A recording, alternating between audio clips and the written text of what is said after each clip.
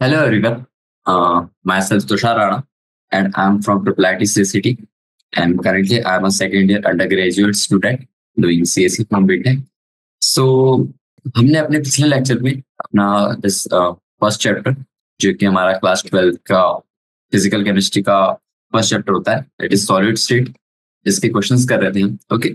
तो इस NCERT example series में हमने इसके ऑलमोस्ट 30 क्वेश्चंस कर लिए थे ओके। तो उसमें हमारे बेसिकली एमसीक्यू टाइप 1 ही कवर हुआ था क्योंकि इसमें एमसीक्यू से रिलेटेड बहुत से क्वेश्चंस थे तो हमने ज्यादा फॉरवर्ड नहीं कर पाए थे आगे तक सेशन को। तो चलिए स्टार्ट करते हैं बिना टाइम वेस्ट करे। तो जस्ट हेडिंग लिख देते unit 1 okay. So what is our unit 1 that is solid state. तो देखते हैं हमने कहाँ तक ही करा था दैट इज हमारा टाइप 1 ही चल रहा था एमसीक्यू टाइप 1। तो हम अपना पिछला स्लाइड खोल के देख लेते हैं कि हमने कहाँ तक के लास्ट क्वेश्चन किया था okay. I think okay this page is only that one. So हमने क्वेश्चन नंबर 29 तक के लास्ट करा था ओके। तो चलिए आगे स्टार्ट करते हैं। तो okay so this was our last question silicon dope okay. तो हमने सिलिकॉन की डोपिंग की थी with electron rich impurity okay. तो उसमें हमने बताया था कि आपको एन टाइप का सेमीकंडक्टर मिलेगा क्योंकि एन टाइप के सेमीकंडक्टर में बेसिकली आपके नंबर ऑफ इलेक्ट्रॉन्स बहुत ज्यादा हो जाते हैं ओके। वहीं आप पी टाइप के सेमीकंडक्टर की बात करें तो वहां पे आपके जो होल्स रहते हैं वो ज्यादा रहते हैं ओके। ये सारी चीजें आपने पढ़ी होगी in the semiconductor chapter okay. और you will study in that physics semiconductor chapter जो कि एक पूरा आइसोलेटेड चैप्टर है और बहुत ही ब्रीफली उसमें आपको बताया गया है ओके। चलिए आई थिंक आपको क्वेश्चन नंबर 29 तक कोई डाउट नहीं होगा और अगर आपको कुछ डाउट है इस इनमें से किसी भी क्वेश्चन में तो आप मेरा पिछला लेक्चर देख सकते हैं उसमें मैंने सारे क्वेश्चन के सॉल्यूशन कराया है ओके। तो आपको सारे डाउट्स क्लियर हो जाएंगे। चलिए क्वेश्चन नंबर 30 से स्टार्ट करते हैं okay. That is our question number 30। तो क्वेश्चन नंबर 30 क्या बोल रहा है which of the following is statement is not true okay. तो ओके तो ये मैग्नेटिज्म से रिलेटेड कुछ स्टेटमेंट्स दी हुई है और हमें बताना है कि कौन सी स्टेटमेंट ट्रू नहीं ओके। चलिए पहले हम एक एक वन बाय वन स्टार्ट करते हैं। First one is that paramagnetic substances are weakly attracted by the magnetic field okay. So the thing is that जो पहला स्टेटमेंट दिया हुआ ना कि पैरामैग्नेटिज्म सब्सटेंसेस के बारे में तो ये ट्रू है क्योंकि जो भी पैरामैग्नेटिक सब्सटेंसेस होते हैं उनकी अट्रैक्शन फोर्सेस फॉर बहुत कम होती for that magnetic field okay. तो मैग्नेटिक फील्ड में जब भी इस टाइप के सब्सटेंसेस आते हैं तो वो अट्रैक्ट नहीं होते ओके। वो एज ए न्यूट्रल एक्ट करते हैं। और वहीं पे हम बात करें ऑप्शन नंबर सेकंड के बारे में तो वो बोल रहा है ferromagnetic substances can not be magnetized permanent. तो देखिए ये कुछ हद तक की ट्रू है but it is not completely true. क्या लिखा है यहाँ पे that is ferro magnetic substances cannot be permanently magnetized। क्योंकि पता है कि ये जो फेरोमैग्नेटिक सब्सटेंसेस होते हैं ना इनमें ये बहुत जल्दी यानी अट्रैक्ट कर जाते हैं टू दैट मैग्नेटिक फील्ड। जैसे हमारा पैरामैग्नेटिक सब्सटेंसेस था वो मैग्नेटिक फील्ड में अट्रैक्ट नहीं कर पा रहा था क्योंकि उसमें बहुत ही वीक फोर्स ऑफ अट्रैक्शन था। But the thing is that in that ferromagnetic substances they are they are attracted or we can say they are very strongly attracted okay by magnetic field okay। तो इसलिए हम इस अगर ये इतना strong force of attraction है magnetic field में तो इसलिए हम उसे परमानेंटली मैग्नेटाइज भी कर सकते हैं। तो ये ऑप्शन जो दिया है that is wrong according to the question. So sorry according to the question this statement is right। So okay let me okay so option number 2 will be correct। If you see the third and fourth option that is the domains in antiferromagnetic substances are oppositely oriented with each other। तो देखिए हमने ऐसा question किया भी था तो उसमें हमारे पास कुछ डायपोल मूवमेंट के ओरिएंटेशन दिए हुए थे और 4 डायग्राम दिए हुए थे। उसमें से हमें बताया गया हमने देखे थे कि जो एंटी फेरोमैग्नेटिक सब्सटेंसेस होते हैं जैसे मैं आपको लिखा भी दूं यहाँ पे एंटी फेरोमैग्नेटिक सब्सटेंसेस। तो उसमें अगर आप डायपोल मूवमेंट देखेंगे अगर मान लीजिए हम पांच डायपोल मूवमेंट ले रहे हैं दिस वन 2 3 4 तो देखिए अगर एक का डायपोल मूवमेंट ऐसा तो एक का ऐसा रहता है ओके। फिर एक का ऐसा रहता है, फिर एक का ऐसा रहता है, तो opposite dipole movement are available in the anti ferromagnetic substances. अगर वहीं पे हम बात कर ले कुछ और के बारे में, तो उसमें आपको कुछ केस में सेम मिलेगा, किसी में डिफरेंट मिलेगा, but the thing is that इस टाइप का रहता है। ओके, तो ये स्टेटमेंट भी ट्रू है। तो देखिए, हमारी ये स्टेटमेंट ट्रू थी, ये स्टेटमेंट ट्रू थी, ये वाली स्टेटमेंट फॉल्स थी, इसलिए हमारा ट्रू था, क्योंकि हमें नॉट ट्रू देखना था।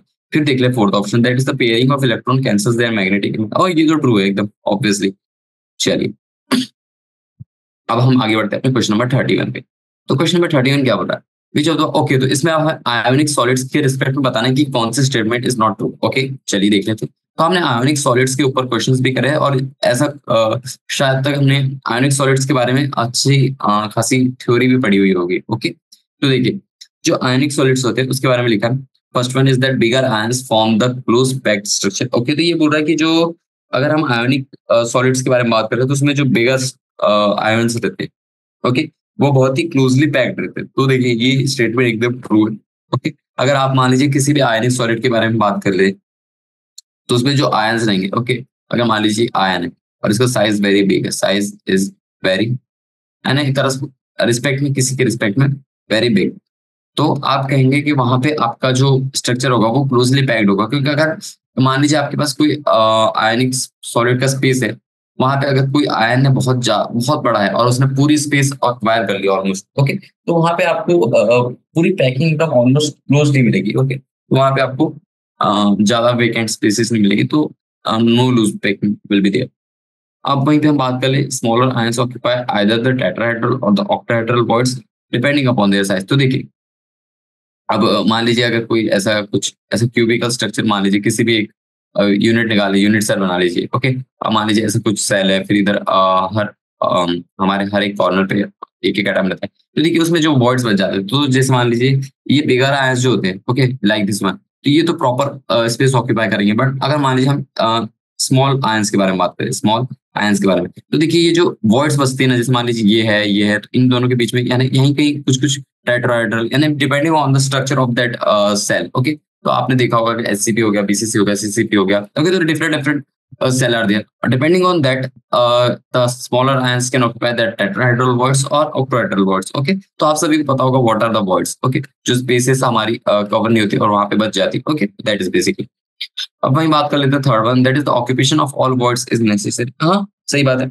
अगर देख लीजिए आपके पास स्पेस है आपके सेल में, ओके, आपके किसी भी आयनिक सॉलिड के सेल में आपका स्पेस बचा हुआ है, तो वो ऑक्यूपाई करना जरूरी है, that is basically voids. Okay, तो आपको सारे वर्ड्स भरने, चाहे आप उसमें स्मॉलर आयंस डालिए, ओके, या रिलेटिवली बिगर डाल सकते हैं। ओके, अगर आपको स्पेस यानी कि वो मैच कर रहा है उससे, यानी कि अगर मान लीजिए आपके पास कितने भी आयंस दिए हुए, जैसे वेरिएबल साइज के आयंस दिए हुए, ओके, आपको जो भी आयंस मिल रहा है आपको उसे ऑक्यूपाई करवाना पड़ेगा उस वर्ड में, ताकि आपका जो पैकिंग है एकदम क्लोज हो जाए, क्योंकि सॉलिड्स हमारा बेसिकली एकदम क्लोज पैक स्ट्रक्चर होता है। ओके, तो as far as now only this all three are true. Okay, so इनमें से कुछ नहीं होगा, तो only option number 4 will be correct. Okay, so I think let's see what it is written. The fraction of the octahedral or tetrahedral void occupied depends upon the radii of the ion occupying the voids. Okay, तो ये बोल रहा है कि जो octahedral और tetrahedral voids होते हैं, okay, उनका जो फ्रैक्शन होता है वो डिपेंड करता है उनके रेडियस ऑफ आयंस पे। ओके, जो कि वर्ड्स में ट्रू है, बट ये स्टेटमेंट पता है ट्रू नहीं है। क्यों? क्योंकि जो ऑक्यूपेशन ऑफ वर्ड्स होता है ना, वो डिपेंड करता है stoichiometry of the compound instead of radius. Okay, what I am saying, that is fourth option is correct, first one correct, that is this statement is not at all true। तो ये क्यों होता है पता है क्या? जैसे यहाँ पे तो हमें दिया है कि जो फ्रैक्शन ऑफ ऑक्टाहेड्रल, चलिए मैं लिखा भी देता साथ से, जो बोल रहा हूँ मैं, फ्रैक्शन ऑफ ऑक्टा और टेट्रा वर्ड्स ऑक्यूपाइड। ओके, जो फ्रैक्शन ऑक्यूपाई करता है दिस ऑक्टाहेड्रल और टेट्रा वर्ड डिपेंड्स अपॉन, तो देखिए ये रेडी ऑफ आयंस पे बिल्कुल भी डिपेंड नहीं करता, just it depends on the stoichiometry. तो आपने मोल कॉन्सेप्ट में पढ़ा होगा what is the stoichiometry. Okay, stoichiometry of the compounds. Okay, तो कंपाउंड में जिन भी मॉलिक्यूल्स का stoichiometry, that is the composition है उसकी स्टोइचियोमेट्री पे डिपेंड करता है of the compound, okay, instead of radii. तो रेडियस वेडियस से हम नहीं बता सकते कि वहां पे कितना वॉइड्स और टेट्राहेड्रल वर्ड्स का फ्रैक्शन है, ओके।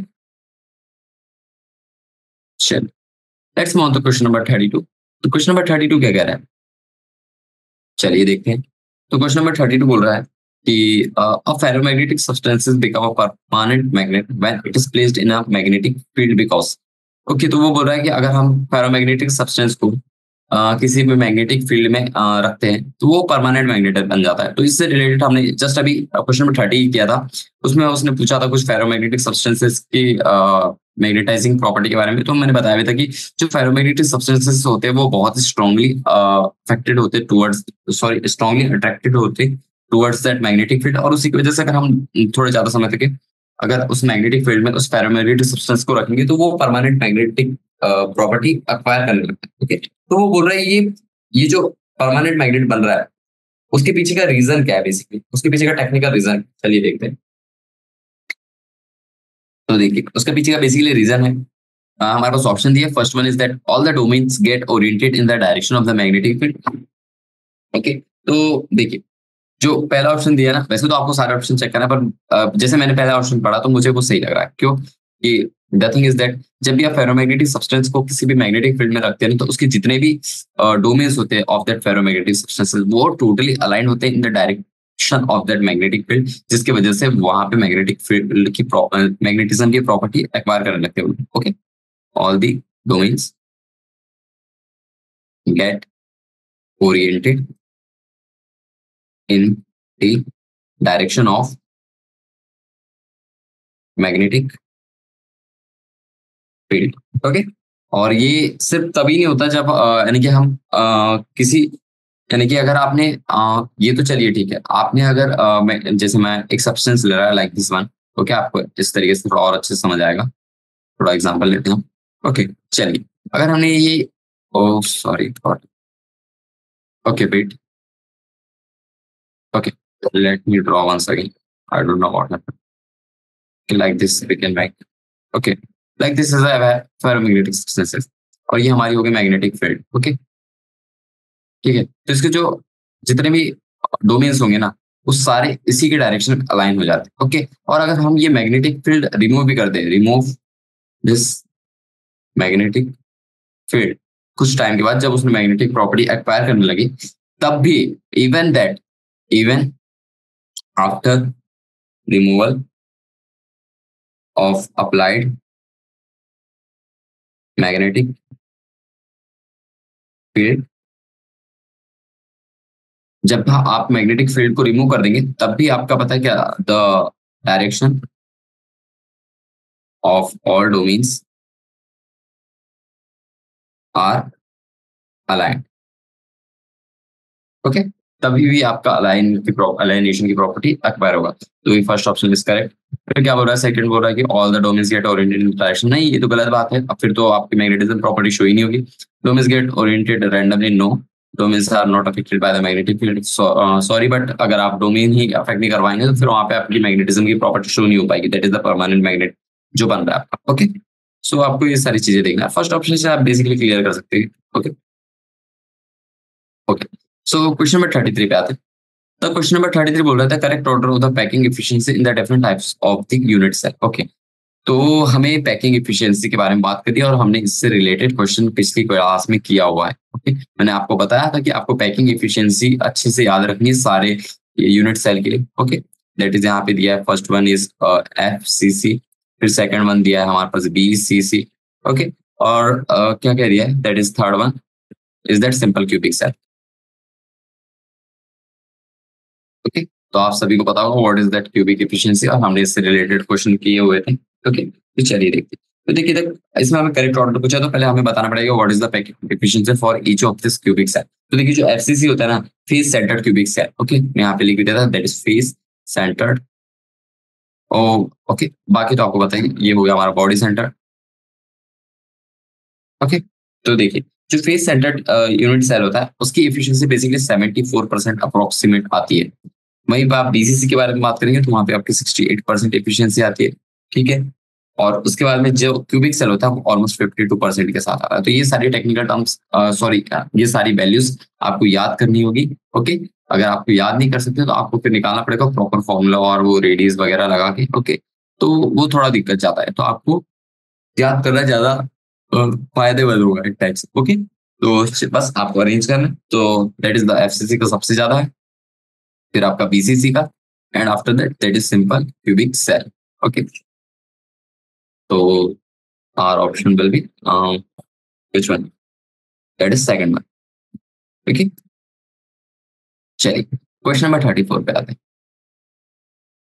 क्वेश्चन नंबर 34 बोल रहा है which of the following defect is also known as dislocation effect. तो देखिए ये दो डिफेक्ट तो मैंने बहुत अच्छे तरीके से आपको समझा दिया था कि क्या होते हैं।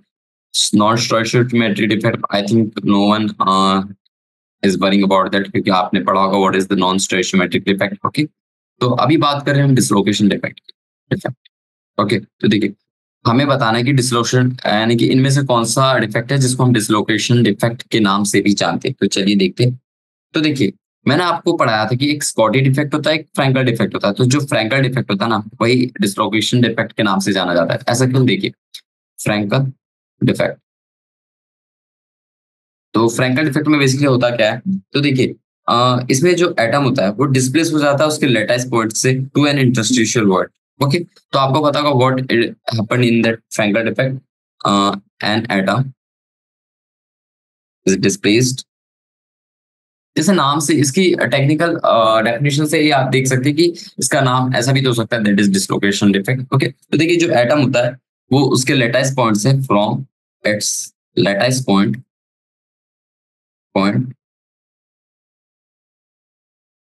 To an interstitial void. Okay, that is site, interstitial site.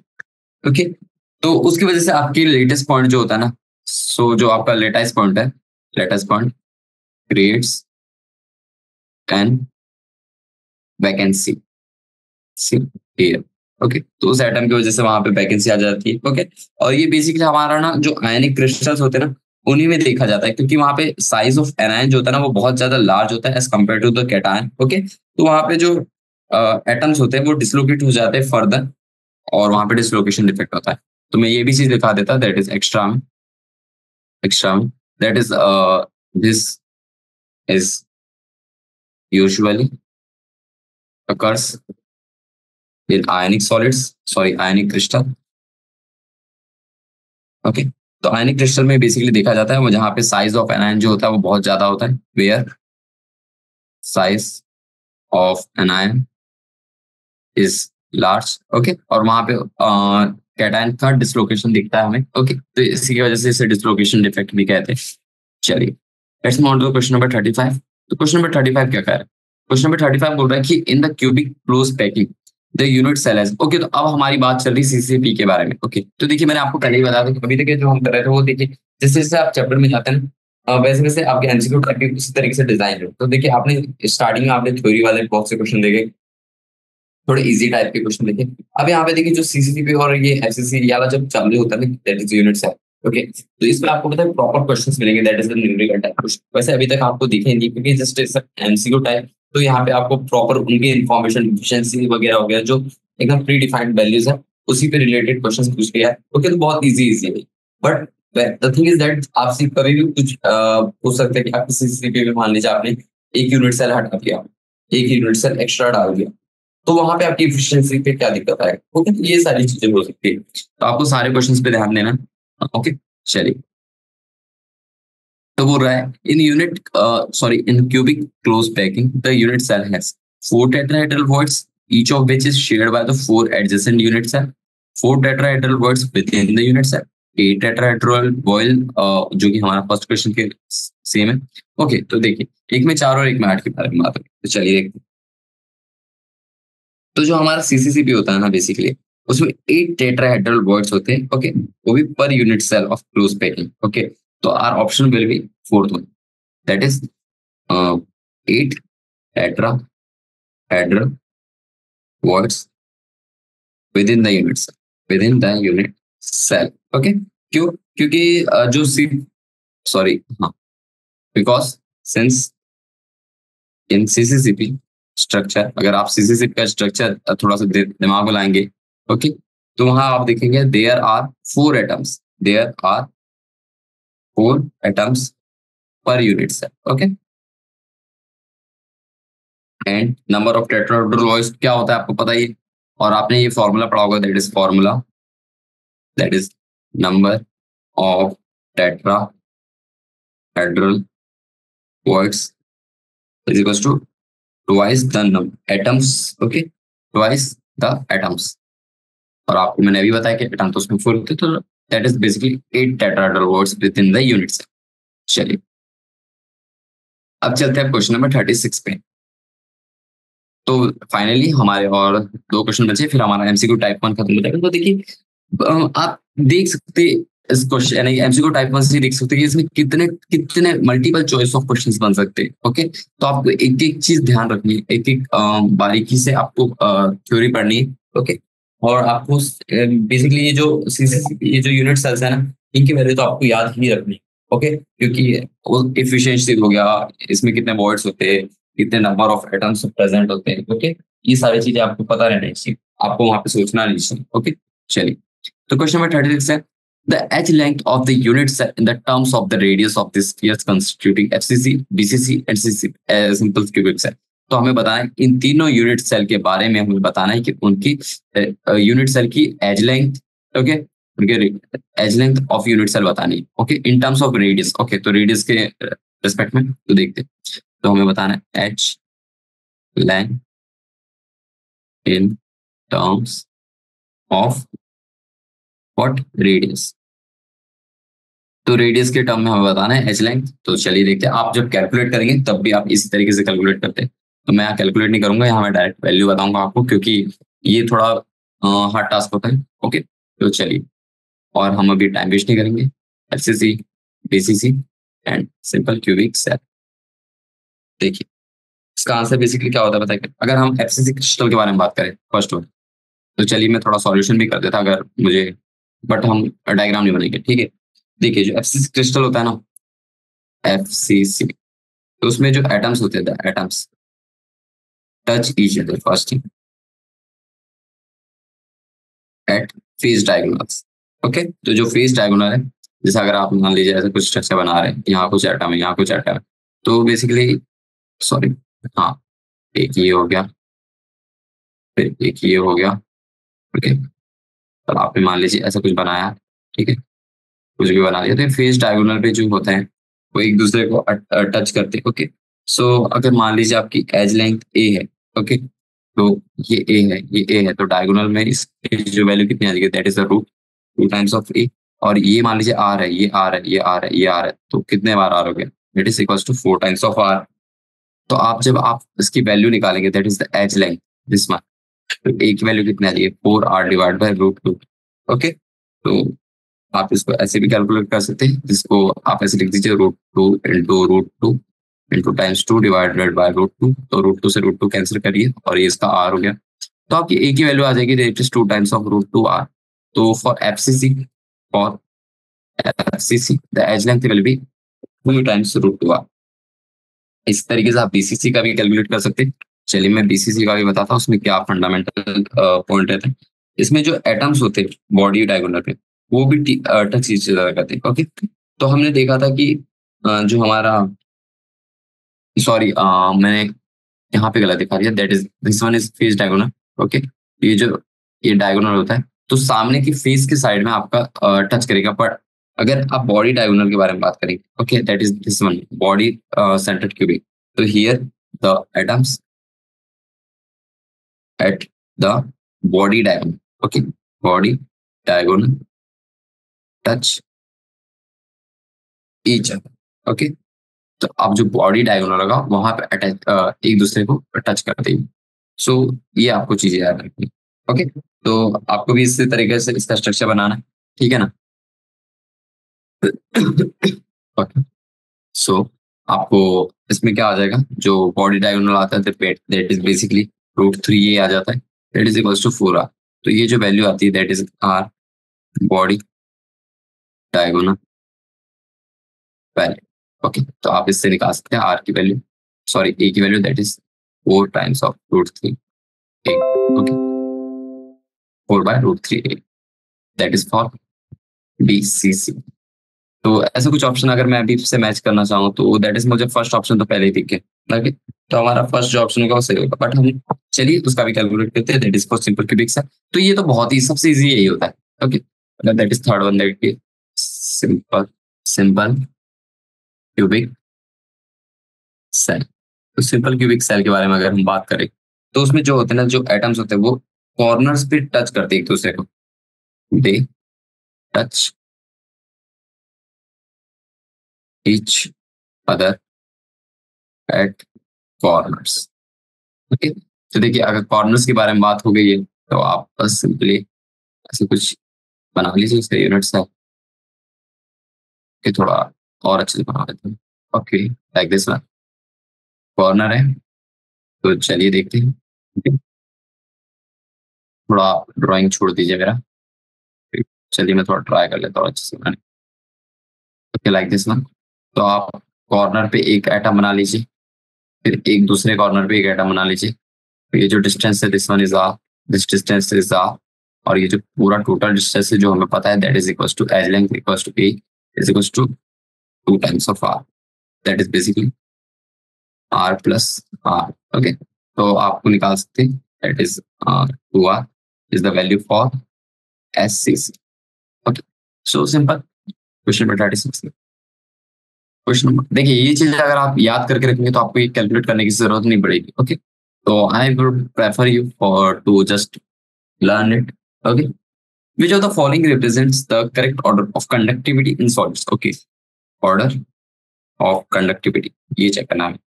conductivity in solids. Okay, तो solids के केस में हमें बताना है कि conductivity बताना है. चलिए देखते हैं. तो that is for metals, insulator and semiconductor. तो बेसिकली ये तीन ही होंगे. तो मोस्टली आई थिंक सभी को पता है कि मेटल्स की कंडक्टिविटी तो सबसे ज्यादा होगी, ये फॉर मेटल्स. उसके बाद हमारा that is okay in solids. देखिए अभी बात हो रही है हमारी सॉलिड्स के बारे में, ठीक है ना. तो इसके बाद में ये जो होता है कंडक्टिविटी ऑफ मेटल्स, ये सबसे बहुत ज्यादा होती है, यानी कि सबसे ज्यादा होती है that is respect to insulators. But जो कंडक्टिविटी ऑफ सेमी कंडक्टर होती है वो उससे ज्यादा होती है, क्यों? Semi conductor. ओके, तो इसके बारे में मुझे ज्यादा डिस्कस नहीं करना चाहिए, क्योंकि अगर आप ऐसे भी लिख सकते हैं कि मेटल की कंडक्टिविटी सेमी कंडक्टर की और उसके बाद में इंसुलेटर की. बट यहाँ पे थोड़ा सा घुमाने के लिए घुमाते हुए आपको दिया है कि जो मेटल्स की कंडक्टिविटी वो इंसुलेटर से बहुत बहुत ज्यादा होती है. बट वहीं पे आप इंसुलेटर और सेमीकंडक्टर के बारे में बात कर लेंगे तो सेमीकंडक्टर की कंडक्टिविटी इंसुलेटर से ज्यादा होती है. ओके, तो इस टाइप से तो our option number 1 will be correct. तो इसके पीछे का रीजन अगर मैं लिखाना चाहूँ तो लिखा सकता हूँ, but I think it is obvious. चलिए मैं थोड़ा सा बता भी देता है. तो देखिए जो मेटल्स होते हैं, ओके, तो जो मेटल्स होते हैं, मेटल्स उसमें पहली बात तो हाईएस्ट कंडक्टिविटी होती है. Highest conductivity. ओके, उसमें मेटल्स में हाईएस्ट कंडक्टिविटी प्रेजेंट होती है due to presence of free electrons. Okay, that is free electrons. ये सभी को होता है, आप बहुत पहले से पढ़ते आ रहे हैं. और वहीं पे आप सेमी कंडक्टर की बात कर ले तो उनकी कंडक्टिविटी डिपेंड करती है. That is conduct wait sorry, I was writing semi conductivity. Semiconductor के बारे में बात. Okay, semiconductor. ओके, तो सेमीकंडक्टर के बारे में बात करें तो वहां पे हमारी कंडक्टिविटी डिपेंड्स अपॉन टेम्परेचर. ये आपको पता होगा, डिपेंड्स अपॉन टेम्परेचर. ओके, और वहीं इंसुलेटर के बारे में बात करें तो उसकी कंडक्टिविटी ऑलमोस्ट जीरो होती है, सभी को पता है. That is insulator very very less conductivity. Okay, तो 10⁻⁸ कुछ ऑर्डर में आती है इसके कंडक्टिविटी. ओके, तो चलिए आपको भी कॉन्ग्रेचुलेशन, हमारा बेसिकली टाइप 1 क्वेश्चन पार्ट खत्म गया. तो बेसिकली हमने question number 37, okay, almost 37 question complete कर लिए. ओके, तो चलिए अब चलते हैं अपने नेक्स्ट पार्ट में. ओके, सो मैं एक नया पेज ही ले लेता हूँ. Okay, so let's start with type 2 MCQ type 2. तो मैंने आपको पहले ही क्लास में बताया था कि जो एमसीक्यू होते हैं हमारे, हम बेसिकली यहाँ पे 2 टाइप के एमसीक्यू टाइप पढ़ने वाले हैं। तो हमने अभी तक के जिसमें एमसीक्यू टाइप 1 पढ़े उसमें हमारा only single answer was correct. So अगर आपको कहीं आंसर मिल रहा है तो आप बेसिकली मूव ऑन कर सकते हैं। But in this type of MCQ type 2 इसमें अगर आपको एक ऑप्शन मिल गया, चलिए well and good. But the thing is that if you will see with respect to that JEE paper, okay, तो उसमें अगर आपको एमसीक्यू टाइप क्वेश्चन मिल जाए तो आपने एक क्वेश्चन किया तो आपको मात्र 1 मार्क मिलेगा, दो ऑप्शन सही किया तो आपको 2 मार्क्स मिलेगा। बट वहां पे मल्टीपल चॉइस में 3 भी हो सकते हैं, तो आपने 3 में से आपने एक गलत कर लिया और 2 सही भी कर लिया तो आपको -4 -1 मिलेगा। तो आपको इसमें बहुत ही प्रिसाइजली और बहुत ही एक्यूरेसी के साथ में काम करना पड़ेगा, ओके। और आपको ट्राई करना होगा कि आप सही से सही आंसर सिलेक्ट कर पाए, और अगर आपको पूरे कॉन्फिडेंट है तो आप 3 ऑप्शन को मार कर सकते हो। चलिए देखते हैं। तो ऐसा नहीं है कि ये एमसीक्यू टाइप का ना, तो इसमें आपको एक से ज्यादा हमेशा मिलेंगे, हमेशा एक से ज्यादा नहीं होता है। मे और मे ना, मे यानी कि may have multiple choice question, okay. चलिए देखते हैं। तो क्वेश्चन नंबर 38 के बारे में बात करते हैं। ओके, फॉर वो तो मैं जेई का स्पेसिफिक में बताया, बट यहाँ पे लिखा है कि यहाँ 2 या 2 से ज्यादा है, तो मेनली चलिए देखते हैं।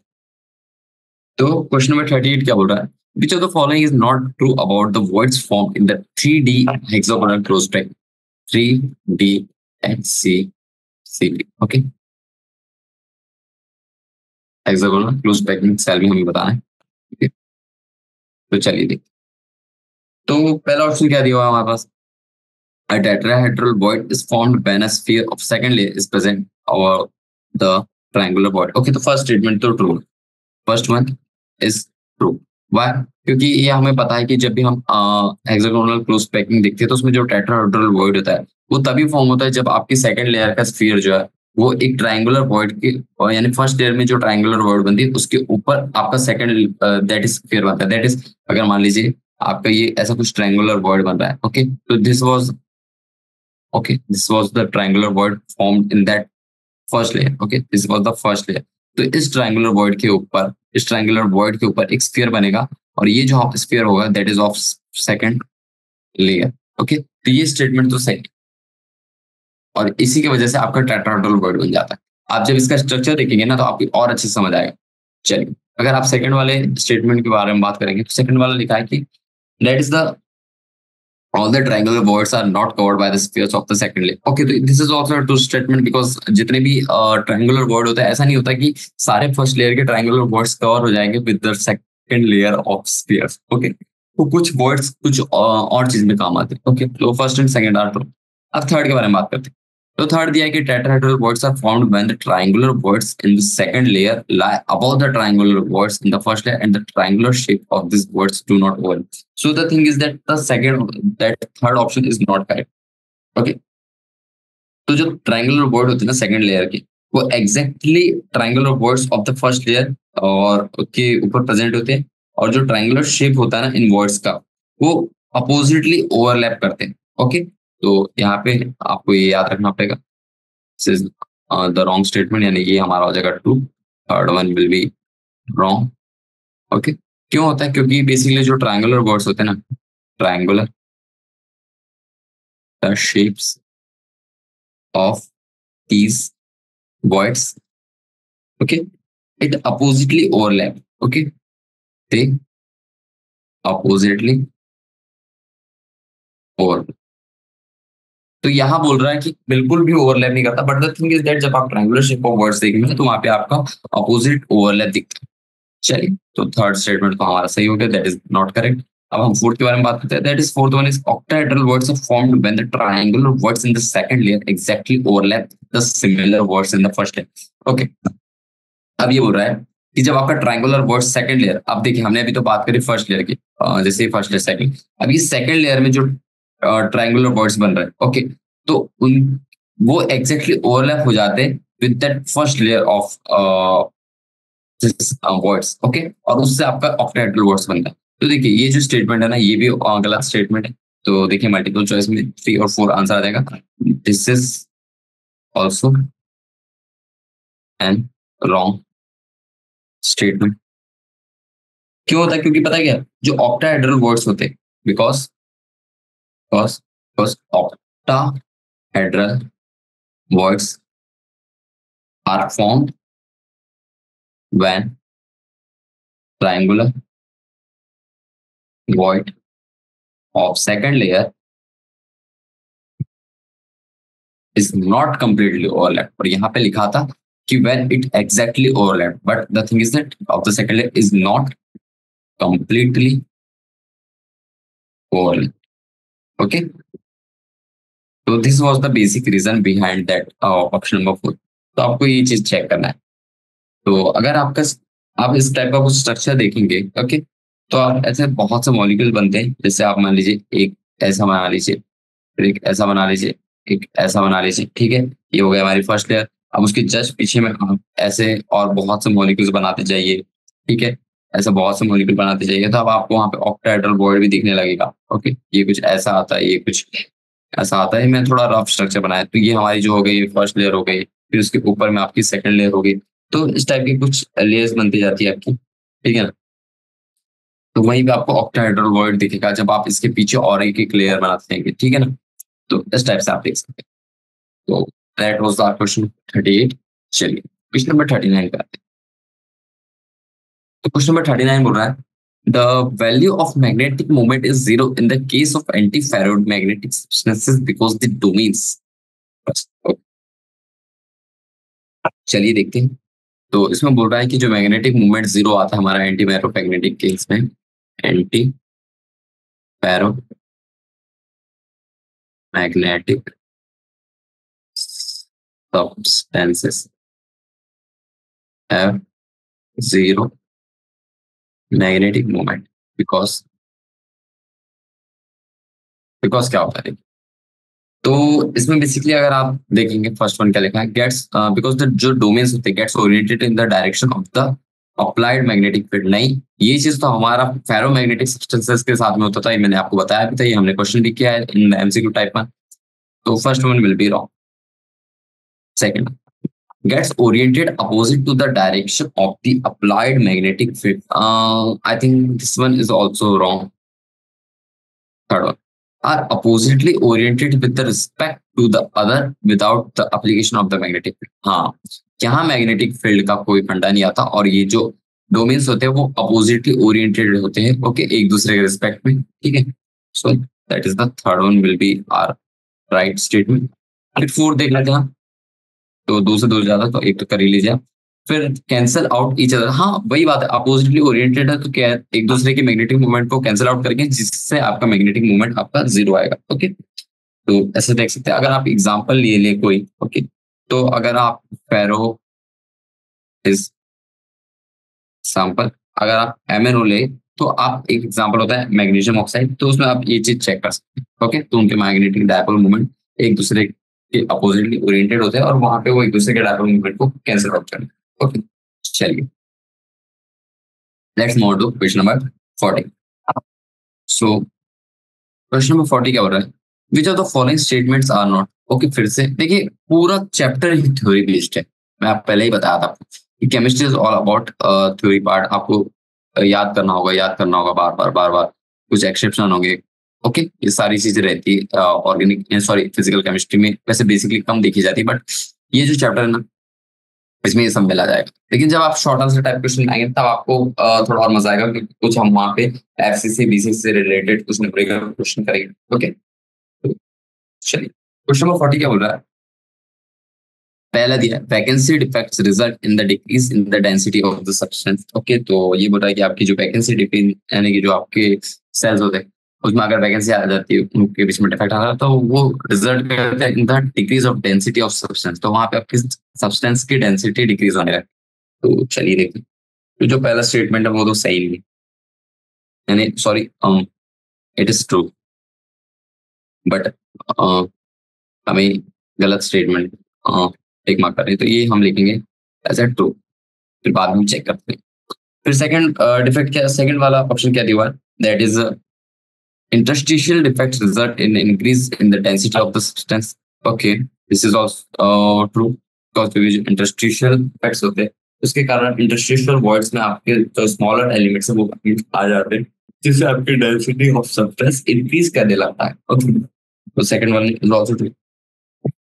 Third one, third one is written as impurity defect has no effect on the density of such, but पता है आपको जो impurity defect होता है ना, तो वहां पे भी आपका डेंसिटी का इफेक्ट देखा जाता है, दैट इज impurity डिफेक्ट के बारे में जब आप बात करेंगे तो impurity defect and impurity defect there is replacement of ions, replacement of ions, okay, by ions. तो एक दूसरे के जो आयंस होते हैं वही अपना मूवमेंट करते हैं उस कंपाउंड में, और इसकी वजह से आपकी जो इलेक्ट्रिकल न्यूट्रलिटी ऑफ सॉलिड होती है वो मेंटेन होती है, but the thing is that वहां पे आपकी डेंसिटी भी चेंज होती है, ओके। तो it creates it creates change in density. तो our option number 3 will be false because ये गलत दिया हुआ है। Frenkel defect result in increase of the density of the substance. तो देखिए जो फ्रैंकल डिफेक्ट होता है ना, ओके, सो जो फ्रैंकल डिफेक्ट होता है उसके होने या ना होने से आपकी डेंस, यानी कि फ्रैंकल डिफेक्ट आपको पता है क्या होता है कि उसमें आपके जो आयंस होते हैं, सॉरी बेसिकली जो आपके लैटाइस में से कुछ एटम्स हो गए वो अपनी प्लेस छोड़ के कहीं इंटरस्टिशियल साइड में चल जाते हैं, ओके। तो वो बोल रहा है कि उससे आपकी डेंसिटी ऑफ सब्सटेंस इंक्रीज करेगी, but the thing is that अगर आप कोई चीज अच्छे से स्टैटिक बनी हुई है, आप उसमें कुछ छेद कर रहे हैं या फिर उसमें कुछ होल कर रहे हैं और वहां से आप छोड़ के चले जा रहे हैं, तो बेसिकली आपकी डेंसिटी वहां पे कम होगी, बट यहाँ लिखा है कि आपकी डेंसिटी बढ़ेगी। तो basically it is also a false statement. तो option number 3 and 4 are not true with respect to that statements given, okay. चलिए let's move on to question number 41। तो क्वेश्चन नंबर 41 बोल रहा है which of the following statements are true about metals. तो metals okay ये सभी को पता है, valence bond overlaps with the conduction band, ये सारी चीजें। चलिए देखते हैं। तो देखिए पहली बात तो सही है, वैलेंस बॉन्ड हमेशा ओवरलैप करता है with the conduction band, okay. तो उसी की वजह से हम अपनी कंडक्टिविटी ऑफ मेटल भी डिटरमाइन कर पाते हैं, क्योंकि वैलेंस बैंड और कंडक्शन कंडक्शन बैंड के बीच में अगर आप डिफरेंस देख पाएंगे तो आप वहाँ पे कंडक्टिविटी बताने में ये मदद करता है, ओके। क्या कहना चाहा हमें, that is gap between the valence band and conduction band helps to determine the conductivity of metals. Okay, it's as simple as like that. You just have to write. The gap between the valence band and conduction band is negligible. Second one is also true. तो बहुत ही minute सा difference होता है उनके बीच में, okay. फिर क्या बोल रहा है, the gap between the valence bond and the conduction bond can not be determined. No no, अभी तो हमने बात करी कि बैलेंस बॉन्ड हमारी बैलेंस बॉन्ड और कंडक्शन बैंड के बीच का डिफरेंस से हम कंडक्टिविटी मेजर कर सकते हैं। तो ऑब्वियसली बात है कि वो हम कैलकुलेट कर पाएंगे तभी हम मेजर कर सकते हैं। और third one is wrong. Let's C fourth, दो तो हमें मिल गए, दो या दो से ज्यादा थे, ओके। बैलेंस बॉन्ड में रिमेन पार्शियली फिल्ड, हाँ ये हो सकता है, हमेशा बैलेंस बॉन्ड पूरा तरीके से फिल नहीं होगा, क्योंकि आपने देखा होगा कितने किसी भी मेटल्स को स्ट्रक्चर को या फिर मेटल के इलेक्ट्रॉनिक कॉन्फ़िगरेशन को, तो वहां पे इलेक्ट्रॉन जो उसका वैलेंस बैंड होता है वो आपका पार्शियली फिल्ड होता है, okay. So simple. So option number first, second and fourth are true, okay. चल क्वेश्चन नंबर 42 पे आते हैं। क्वेश्चन नंबर 42 बोल रहा है under the influence of electric field which of the following statement is true about the movement of electrons and holes in a p-type semiconductor। तो देखिए हमारे पास जो दिया है वो लिखते हैं पहले। सबसे पहले दिया है p-type semiconductor। फिर बोल रहा है हमने इलेक्ट्रिक फील्ड भी अप्लाई करी है, ओके, इलेक्ट्रिक फील्ड लाए, हमें बताना है movement of electrons and holes. अब इलेक्ट्रॉन्स किधर जाएंगे या होल्स किधर जाएंगे, ये सारी चीजें के बारे में बात करनी, चलिए देखते हैं। तो देखिए अगर पहला दिया है electrons will move towards the positively charge plate through electron holes. तो देखिए इसके लिए कुछ एग्जांपल लेते हैं, ओके। अगर हम बात कर ले ग्रुप 14 के सेमीकंडक्टर एलिमेंट्स के, दैट इज बेसिकली सिलिकॉन और जर्मेनियम ले लेते हैं हम बेसिकली, ओके। तो हम इनकी जब डोपिंग करते हुए इलेक्ट्रॉन डिफिशियंस इम्प्योरिटी, क्योंकि आपको पता है कि पी टाइप और एन टाइप में, एन टाइप सेमीकंडक्टर में इलेक्ट्रॉन रिच स्पेशीज की डोपिंग करते हैं with that pentavalent valency, okay, तो सिलिकॉन और जर्मेनियम के बारे में जब बात करेंगे तो that are doped with electron deficient impurity. Okay, और वहीं हम बात कर ले ग्रुप 13 के एलिमेंट भी ले लेते हैं। अगर ग्रुप 13 के एलिमेंट्स ले दैट बोरोन, एल्यूमिनियम, गैलियम हो गया। ओके, जिनमें बेसिकली 3 वैलेंस इलेक्ट्रॉन रहते हैं। ओके, तो उसमें आप जब आप इसमें भी डोपिंग करेंगे, doping with that electron deficient species only. Okay, okay. So basically आपको this silicon and germanium जो आपके पास सेमीकंडक्टर है, उसमें आपको ये ग्रुप 13 वाले element that is 3 valence electron वाले से जब डोपिंग करेंगे आप, तब आपको P type of semiconductor form होंगे। P type semiconductor are form. Okay, तो ये हमने देखा कि formation of the semiconductor, but जो इलेक्ट्रॉन्स होते हैं और जो होल्स होते हैं वो एक, यानी कि वो बहुत से एटम्स में क्रिएट होंगे। ओके सर, तो उसमें जो ट्राइवेलेंट मेटल एटम होंगे ना, वो बॉन्ड कर जाते हैं इन उन 3 टेट्रावैलेंट सिलिकॉन एटम्स। ओके, तो क्या लिखा मैंने, दैट इज बेसिकली जो इलेक्ट्रॉन्स होते हैं। Okay, electron holes are created. Okay, whenever, कब होते हैं, whenever an atom of such trivalent metal gets bonded with 3 of its silicon atom, with 3 of its silicon और जर्मेनियम। ओके, और ये हमारा एक टाइप से टेट्रावैलेंट होता है फर्स्ट। ओके, तो इस टाइप से, तो जो फोर्थ वैलेंस इलेक्ट्रॉन होता है ना सिलिकॉन या जर्मेनियम का, क्योंकि वो तो हमारा ग्रुप 14 का है, तो उसमें 4 वैलेंस इलेक्ट्रॉन होने चाहिए, तो 3 वैलेंस इलेक्ट्रॉन तो वो अपने डोपेंट वाले एटम के साथ में जुड़ जाएंगे। बट जो फोर्थ वैलेंस इलेक्ट्रॉन होता है of that germanium and silicon, वो मूव करते रहता है through this holes and electron. Okay, और ये बेसिकली जो इलेक्ट्रिक फील्ड हमने अप्लाई करी ना, उसी की वजह से ये मूवमेंट पॉसिबल होता है। ओके, तो जो हमारा बेसिकली फोर्थ वैलेंस इलेक्ट्रॉन हो गया। Okay, fourth valence electron is starting movement towards the positively charged plate through the source, through the positively charged plate through this source. Okay, so what will be our correct option for this? That is option number 1 जो लिखा है, positively charged plate through this electron।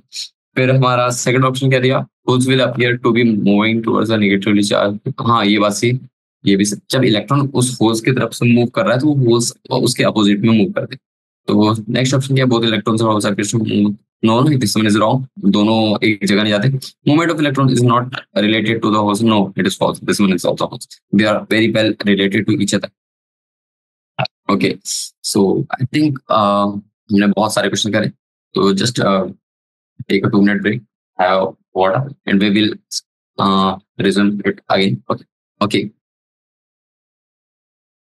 चलिए फिर start करते हैं हम question number 43। So what question number 43 is saying? So it is saying, okay, it is also related to semi. All these statements are true about the semiconductors. Okay. पहला लिखा है silicon doped with the electron rich impurity is a p-type semiconductor. No. First one is wrong. हमने अभी तो देखा। फिर second one electron rich, हाँ second one is true, क्योंकि इलेक्ट्रॉन रिच के बारे में बात कर रहे हैं, +5 वैलेंसी वाले इलेक्ट्रॉन के बारे में बात कर रहे हैं, दैट इज पेंटावैलेंट। ओके, ये सारी चीजें होती है इसमें, और ये हमारा पूरा that is doping with that elements जो कि हमारे यूज होते हैं इन एंटी सेमी कंडक्टर। फिर लिखा है third one is that delocalize electron increase the conductivity of dope silicon. Okay, तो बोल रहे जो इलेक्ट्रॉन डीलोकलाइज हो जाते हैं उस स्पेस में, वो हमारी कंडक्टिविटी ऑफ डोप सिलिकॉन को इंक्रीज करने में मदद करते हैं। तो देखिए जो थर्ड स्टेटमेंट है वो ट्रू है, क्योंकि हम डोपिंग करते ही इसलिए ताकि हमारी conductivity of that semiconductor increase हो सके along with the temperature variation. Okay, an electron vacancy increases the conductivity of n-type semiconductor. No, no, no. Vacancy से कुछ नहीं होता. Okay, चलिए. Let's move on to question number 44. तो question number 44 बोल रहा है an excess of potassium ions makes KCl crystal appears violet or lilac in color sense. चलिए देख लेते हैं. तो देखिए अगर हम KCl के बारे में बात करें, that is KCl crystal. Okay, तो ये बोल रहा है कि an excess of potassium ion makes KCl crystal. Okay, तो KCl क्रिस्टल में जो K प्लस आयन है, K प्लस और एक Cl माइनस, ये दो टाइप के आयन होते हैं. ओके, तो जो K प्लस आयन है उसके एक्सेस की वजह से हमारा जो KCl का क्रिस्टल है वो वॉयलेट और लिलैक इन कलर दिखने लगता है. एक्सेस ये भी दिया. ओके, तो देखिए ये क्यों होता है? Because the first reason is some of the anionic sites are occupied by the unpaired electron. हाँ, ये चीज होता है. तो इसमें क्या होता है पता है क्या? क्योंकि वहां पे एक टाइप का डिफेक्ट होता है, that is called as metal excess defect, due to an metal excess defect.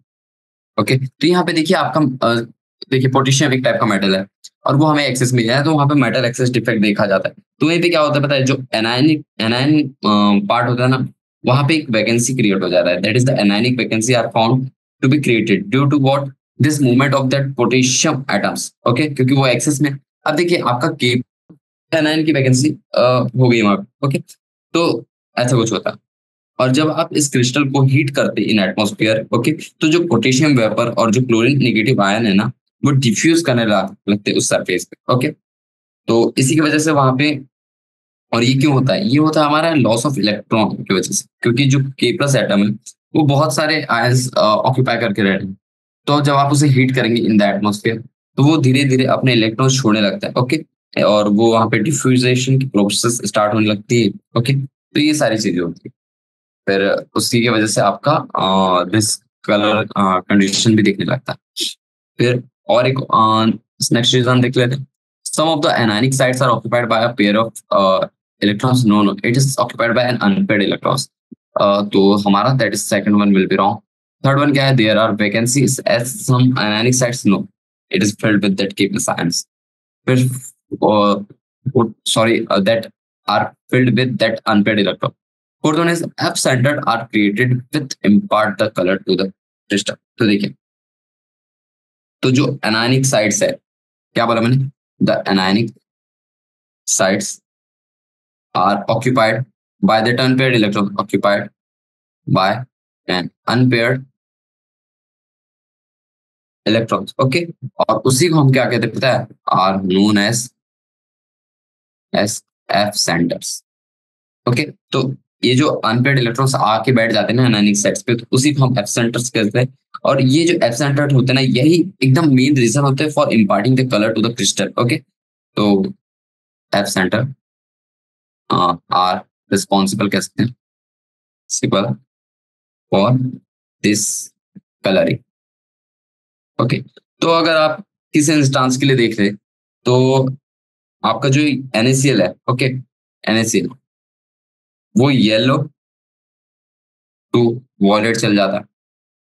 Okay, जो ये क्यों होता है पता है? क्योंकि जो इलेक्ट्रॉन्स होते हैं वो एक्साइट कर जाते हैं by that by absorbing that energy from the light falling on this crystal. Okay, तो इस टाइप की कुछ होता है absorption of energy falling on the crystal while excitation. Okay, तो ये सारी चीजें आपने पढ़ी होगी. So option number first and fourth are correct. Okay, so let's move on to question number 45. Question number 45 क्या कह रहे हैं? The number of tetrahedral voids per unit cell in NaCl crystal is. Okay, तो NaCl जो crystal बनता है हमारा, that is Na plus Cl minus के आयन से जो बना हुआ है, that is NaCl crystal. That is हम जैसे आप नमक के नाम से भी जानते हैं, that salt simply. तो उसमें आपको बताना है कि नंबर ऑफ टेट्राहेड्रल voids कितने होते हैं. चलिए देख लेते हैं. तो देखिए मैंने आपको बताया था number of tetrahedral voids is two times the number of atoms present in that unit cell. Okay, ये सारी चीजें हमने बात कर ली थी। तो चलिए देखते हैं, अगर हम बात कर ले, सिंस NaCl क्रिस्टल जो होता है वो अपना FCC लैटिस फॉर्म करता है। NaCl जो हो गया फॉर्म्स FCC लैटिस। ओके, तो ये चीज आपको क्लियर है। अब उसके बारे में बात करते हैं हम, number of atoms in that lattice. Okay, number of atoms present per unit cell is equal to कितने होते हैं पता है? 4। तो NaCl के क्रिस्टल में आपके 4 एटम्स प्रेजेंट होते हैं। फिर आप बात करेंगे नंबर ऑफ ऑक्टाहेड्रल वर्ड्स के बारे में। तो देखिए नंबर ऑफ ऑक्टाहेड्रल वर्ड्स वो होते basically n is equal to 4 होते हैं। अब हमें बात करनी है टेट्राहेड्रल वर्ड्स के बारे में। तो उसमें हमें क्या होता है पता है? एक फॉर्मूला होता है। फॉर्मूला आप रिकॉल करिए, दैट इज, अगर आपको टेट्राहेड्रल वर्ड्स कैलकुलेट करना है, tetrahedral words, that is number of tetrahedral words is equals to 2 times of n, that is equals to 2 times the number of octahedral words। तो कितने दिए हुए थे? that is 4 is equals to 8। या फिर आप ऐसे भी सोच सकते हैं कि number of unit per cell और 2 times number of atoms per cell, इससे भी आप कैलकुलेट कर सकते हैं। तो उससे भी आपका आंसर सेम ही आएगा, that is equals to 8। so 8 tetrahedral words, 8 tetrahedral words present। Okay, so ये हो गया आपका answer, that is basically second. Okay, तो और क्या देख सकते हैं हम? That is twice the number of octahedral voids, this is also true. Okay, so both statement are true, that is 2 times of n, that is n is the this one. Okay, so ठीक है। तो I think this we have covered almost more than enough questions for today. तो हमारे कुछ और 5 7 to 8 questions are remaining in the MCQ type 2। तो we will continue it in the next class। तो आज के लिए बस इतना ही। Thank you all of you, we will meet in next lecture. Bye bye.